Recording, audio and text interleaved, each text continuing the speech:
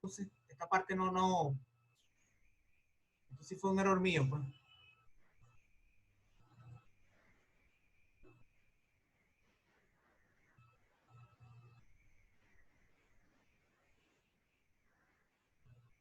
Es primero calcular el flujo magnético que atraviesa la espira y después diferenciarlo frente al tiempo.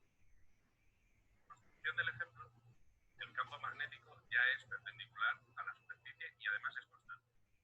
En este caso vemos que la superficie simplemente es L multiplicado por X.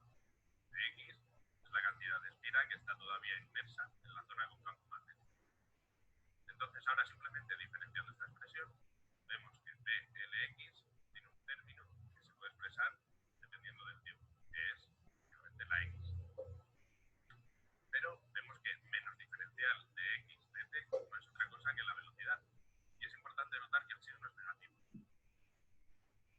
En este caso, este signo negativo viene de que cada vez hay menos espira inmersa en el campo magnético, por lo cual la coordenada x disminuye con el tiempo.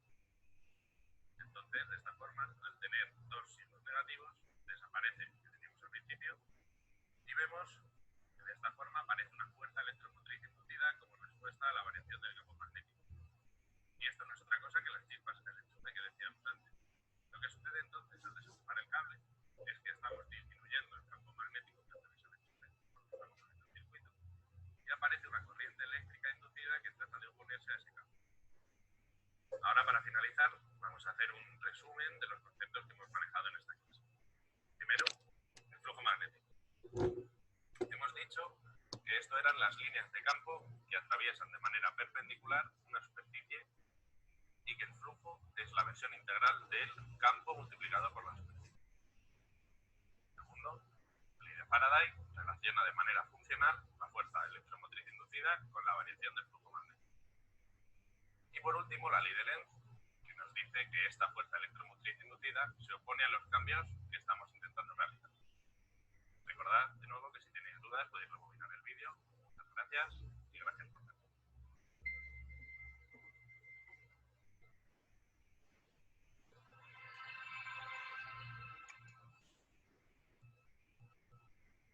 Ok, fíjense,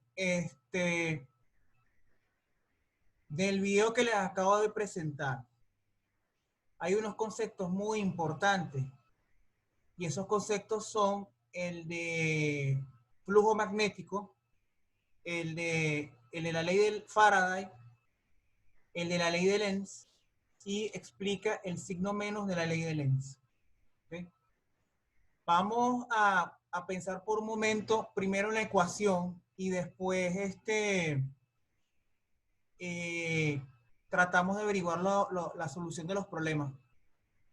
Hay un aspecto que él habla y es muy importante porque él afirma, y con esto voy a poner la parte del video y después me voy al pizarrón. Fíjense, voy a buscar directamente la parte que quiero que ustedes puedan apreciar.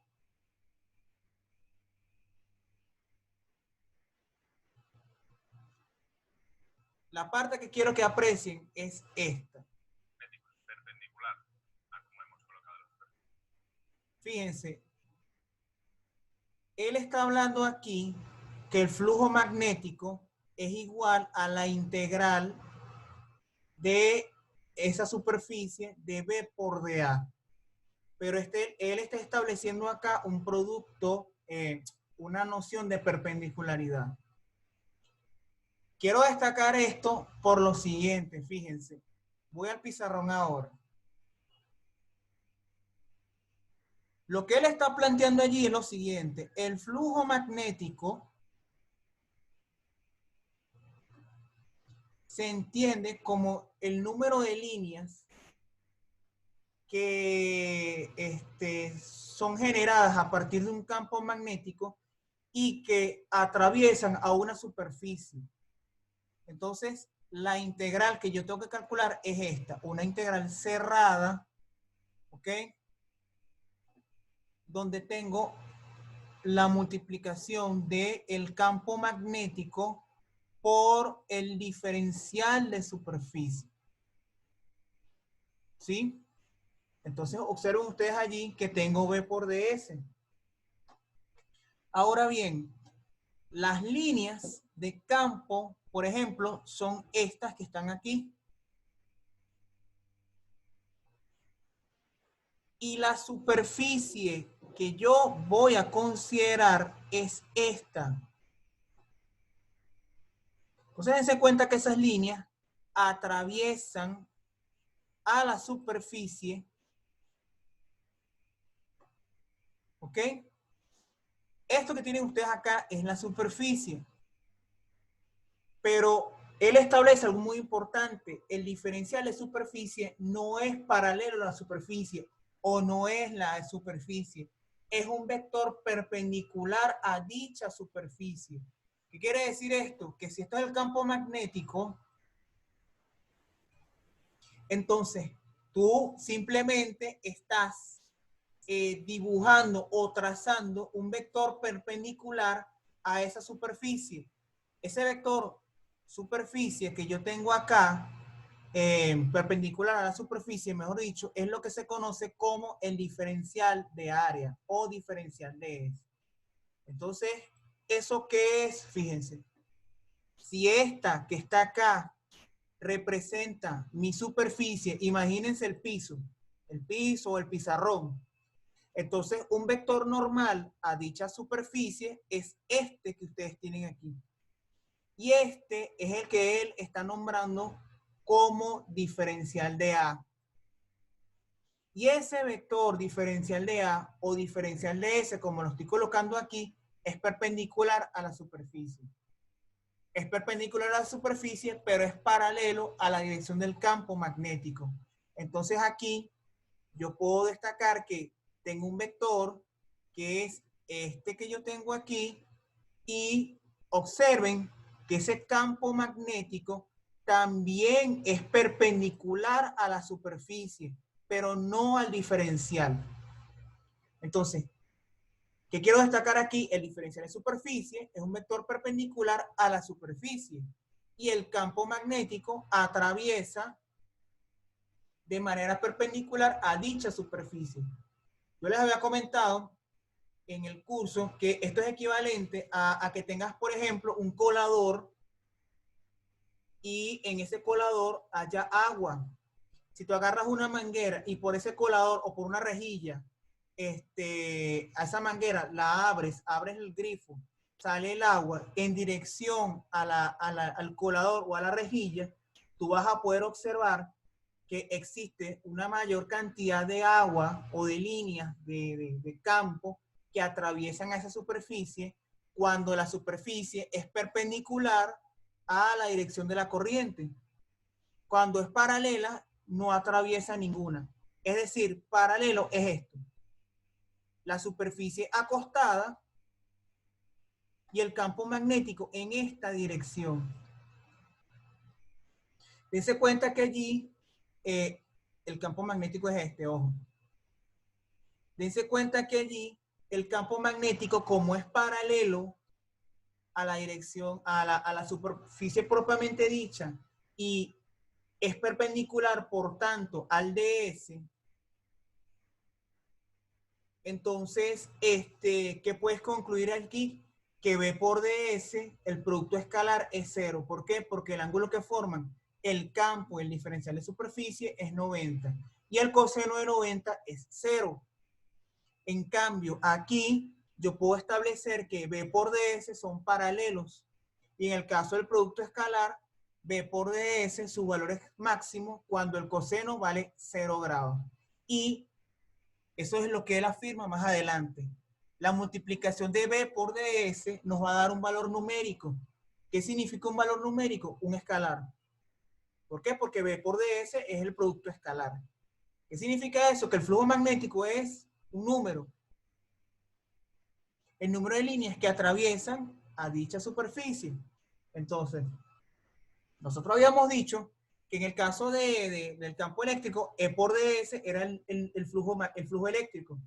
Si el flujo eléctrico era mayor que 0, entonces era una fuente. Si el flujo magnético, flujo eléctrico, disculpen, es menor que 0, entonces estarías hablando de un sumidero, es decir, un drenaje. fuente y drenaje, pues. Eso es lo que él quería, exactamente plantear con la ecuación que tienen allí. La otra ecuación importante es esta. Él establece que la fuerza electromotriz es igual a menos la variación con respecto al tiempo del flujo magnético. Entonces, el flujo magnético que ustedes tienen allí es el que dibujé al principio. Es la integral cerrada de la superficie de B por ds. Ahora bien, como la derivada es respecto al tiempo, debe pasar lo siguiente. O el campo magnético depende del tiempo,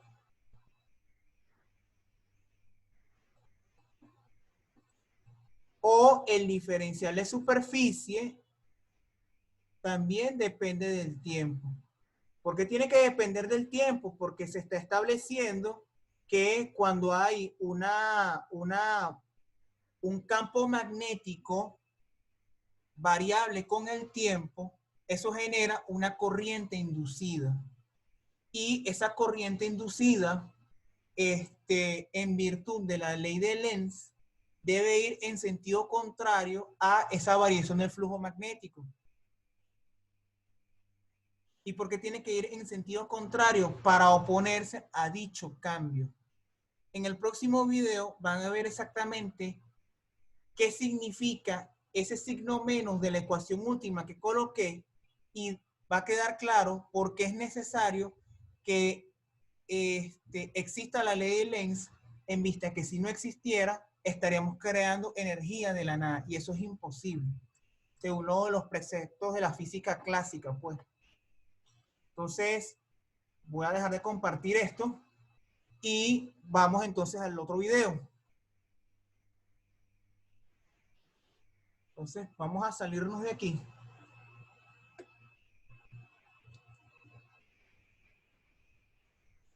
A salirnos de aquí. Y vamos a poner entonces el otro. La regla de la mano derecha, tendremos que lo que hay que resolver simplemente es la integral numérica. Es destacable que como el campo magnético es está un poquito lento el... Solamente tratamos con una integral numérica. Ajá. Entonces, descomponemos la integral de superficie en dos integrales lineales, las coordenadas x y la coordenada y. Listo, entonces vamos a colocar el otro video.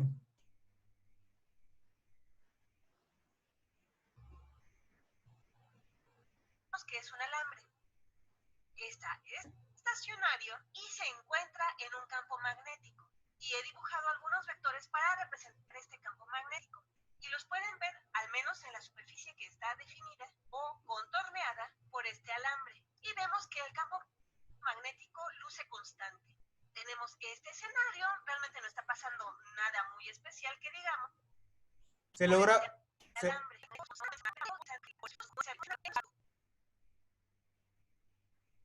¿Se logra ver el video? Sí, profe. Lo que pasa es que como estoy viendo aquí que está dando el Sí. círculo, pareciera que estuviese cargando el video todavía, pues. Bueno, vamos a poner entonces, ¿ok? Si vemos estos puntos de nuestro campo magnético en este ejemplo, los vemos en los demás escenarios y estos vectores están más grandes. Hemos aumentado el flujo magnético. Hemos aumentado el flujo y el campo magnético se ha vuelto más fuerte. Vamos a escribirlo, el flujo, y aquí usamos la letra griega phi para denotar el flujo. El flujo del campo magnético ha aumentado. Y sabemos, a partir de la ley de Faraday, que cuando tenemos un cambio en el flujo, nos va a inducir una corriente en el circuito o en este anillo. La pregunta interesante aquí es, ¿qué dirección va a tener esta corriente? Tenemos dos opciones. La corriente puede ir en sentido horario, como lo estoy dibujando aquí, o puede ir en sentido antihorario, como lo estoy dibujando aquí abajo. ¿Cuál de estos dos creen ustedes será la dirección que tome la corriente? Pensemos en ello. Sabemos que la corriente que va por un alambre por sí sola va a inducir un campo magnético, independientemente del campo magnético que ya tenemos aquí. Pensemos en qué tipo de campo magnético nos va a generar esta corriente dependiendo de la dirección. Si va en sentido antihorario, usamos la regla de la mano derecha, tomo mi mano derecha, mi pulgar va a apuntar hacia la dirección de la corriente y los demás dedos de esa mano me van a indicar el sentido del campo magnético que genera esa corriente. Veamos, dibujo mi pulgar en dirección de la corriente y mis dedos me van a indicar hacia dónde iría el campo magnético. Esto lo hago con mi mano derecha, que más o menos dibujé así. Y vemos que el campo magnético inducido tiene esta dirección. Y si tomáramos algunos puntos de muestreo de esta corriente inducida en nuestro anillo, se vería algo así. Y aquí lo dibujo solo en algunos puntos de muestreo que me interesan. Noten que estos se van a sumar al campo magnético que ya existe. Y esto ocasionaría que este flujo se incrementara aún más. Estos vectores se harían más grandes. ¿Y esto a su vez qué va a ocasionar? Bueno, si aumenta el flujo, pues la corriente también va a aumentar, que va a hacer que aumente el campo magnético, que a su vez va a incrementar el flujo y de nuevo me va a incrementar la corriente. Y tendremos este ciclo sin fin en donde la corriente va a incrementar el flujo y a su vez el flujo va a incrementar la corriente. Y tendríamos energía que aparentemente surge de la nada, lo que violaría la ley de la conservación de la energía. Así que esto no puede ocurrir. Así que con esto podemos descartar este escenario. La corriente no puede ir en sentido antihorario, pues la corriente inducida no nos puede incrementar o aumentar el flujo del campo magnético. Y por deducción, podemos darnos cuenta que lo que va a ocurrir es el escenario de arriba. Veamos qué pasa aquí. Hacemos de nuevo nuestra regla de la mano derecha. Nuestro pulgar va a indicar la dirección de la corriente inducida. Nuestros dedos van a indicar el sentido del campo magnético asociado a esta corriente.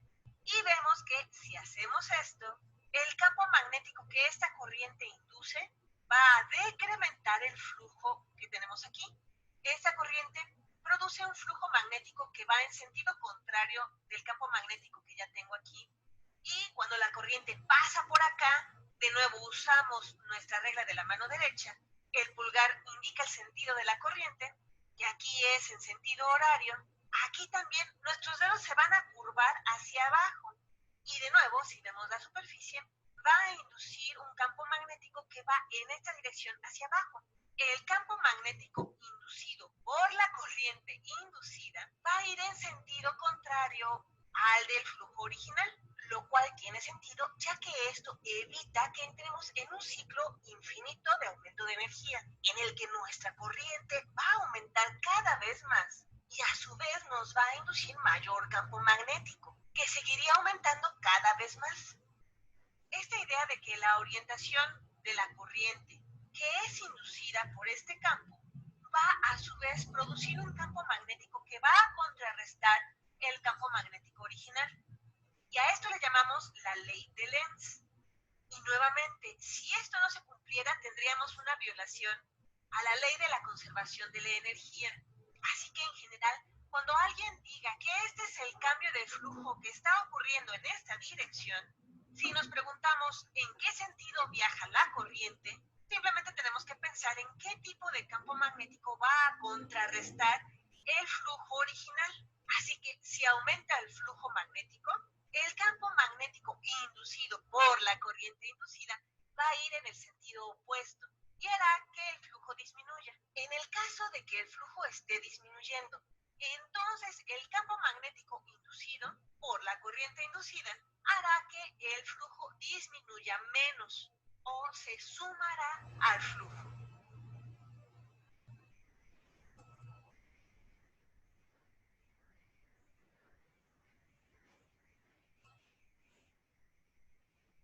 Fíjense que de todos los videos que y explicación que he visto de la ley de Lenz, hasta incluyendo libros, lo que hizo ella ha sido lo mejor que he visto.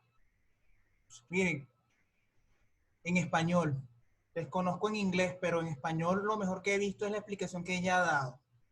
Porque primero te indica por qué existe el signo menos en la ley de Lenz. Y segundo, por qué es necesario crearse o la generación de un campo magnético inducido producto a una corriente inducida debido a la modificación del flujo magnético con respecto al tiempo, es decir, al cambio del flujo magnético con respecto al tiempo. ¿Ok? Véanlo de esta forma. La ley de Lenz es aquella que permite de alguna forma determinar cuál debe ser el valor de la corriente y cuál debe ser el valor del campo, tal que permita de alguna forma disminuir el posible incremento a consecuencia del flujo, del flujo magnético cambiante. Dense cuenta que la integral que vimos al principio en el pizarrón establecía el flujo magnético igual a B por ds, pero la ley de Gauss del magnetismo establece que B por ds, la integral cerrada, es cero. ¿Por qué? Porque no hay monopolos magnéticos. Entonces, el flujo magnético es igual a cero, según la ley de Gauss del magnetismo. Pero ¿qué ocurre? El flujo puede cambiar perfectamente. Los campos magnéticos pueden cambiar con el tiempo. La superficie puede cambiar con el tiempo. Y tú puedes obtener un campo magnético a partir de un campo eléctrico cambiante con el tiempo. O sea, los campos magnéticos pueden generarse de diferentes formas. Entonces, en este caso, como tienes un flujo magnético que cambia con el tiempo, entonces es necesario que el sistema ofrezca una oposición a dicho cambio. Y eso se traduce en una corriente inducida que debe ir en el sentido contrario a la dirección de otra corriente generada por ese flujo cambiante. Porque recuerden que si hay un campo magnético, hay una corriente.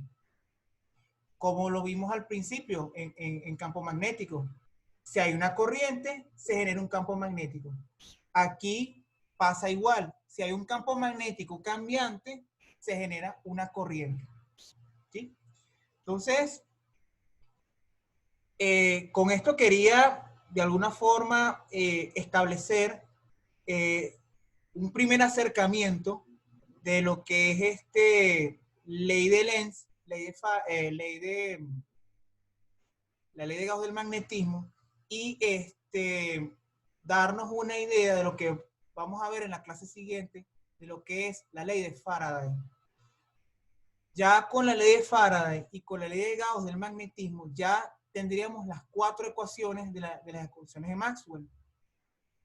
Simplemente, lo que nos quedaría después de trabajar la ley de Faraday y la ley de Ampère, la ley de Ampère-Maxwell, es ir directamente a las ecuaciones de Maxwell y sus aplicaciones, tanto a circuitos eléctricos como en problemas de la vida cotidiana, pues, donde existan flujos magnéticos cambiantes, pues.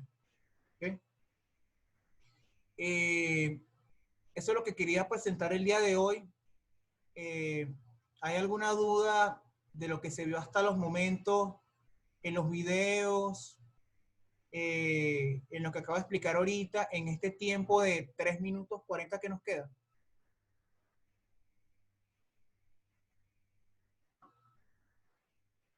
No, perfecto. Leonardo, Leiber, Pablo, ¿tienen alguna duda? Ya César me dijo que no. No, profe, todo está fino. Fíjense, nosotros vamos a trabajar con videos de YouTube también, pues. Pienso que es una herramienta útil para nosotros utilizar un material que ya está editado, reproducido y que cuenta con una aprobación de la comunidad científica para poder masificar el conocimiento. O sea, no va a ser siempre que yo voy a trabajar 10.000 láminas. Se van a hacer, obviamente, las láminas para situaciones concretas. Pero para explicar fenómenos que impliquen imaginación, es preferible trabajar la visión y la óptica de otras personas. Entonces, es eso lo que quería hacer el día de hoy, pues.